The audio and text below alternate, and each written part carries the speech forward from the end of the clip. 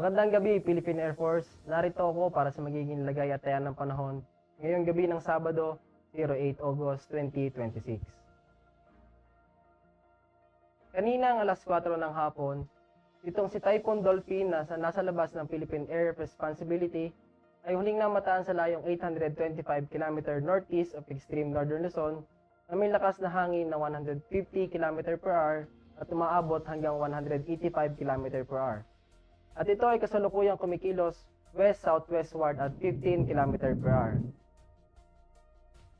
Samantala kaninang alas 2 ng hapon, isang low pressure area ay namuo sa layong 1,760 km east of extreme northern Luzon at tropical depression na nasa layong 3,035 km east of extreme northern Luzon.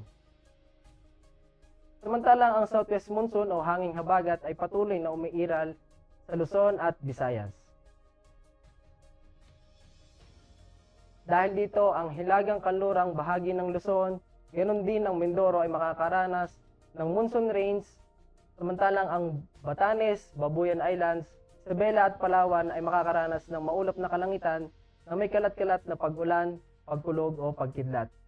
At ang Metro Manila at nalabing bahagi ng Luzon ay makakaranas ng occasional rains, dulot na rin yan ng southwest monsoon o hanging habagat. Samantalang ang Visayas ay makakaranas ng cloudy skies with scattered rain showers and thunderstorm. Para naman sa Mindanao, Zamboanga Peninsula ay makakaranas ng maulap na kalangitan na may kalat-kalat na pag-ulan, pagkulog at paggidlat, samantalang ang nalalabing bahagi ng Mindanao ay makakaranas ng bahagyang maulap hanggang sa maulap na kalangitan na may pulo-pulong pag-ulan, pagkulog o pagkidlat. Para naman sa magiging lagay-atayan ng panahon sa susunod na 3 araw, sa Metro Manila, Cavite at Lipa City, bukas araw ng linggo ay makakaranas ng occasional rains at pagsapit ng Lunes hanggang Martes ay makakaranas ng maulap na kalangitan na may kalat-kalat na pag-ulan, pagkulog at pagkidlat.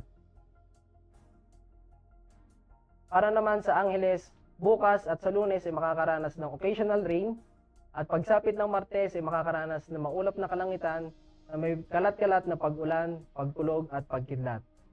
Samantalang ang Puerto Princesa at Kalayaan Islands, bukas ay makakaranas ng maulap na kalangitan na may kalat-kalat na pag-ulan, pagkulog at pagkidlat at pagdating ng Monday at saka Tuesday ay makakaranas ng bahagyang maulap hanggang sa maulap na kalangitan na may pulo-pulong pag-ulan, pagkulog o pagkidlat.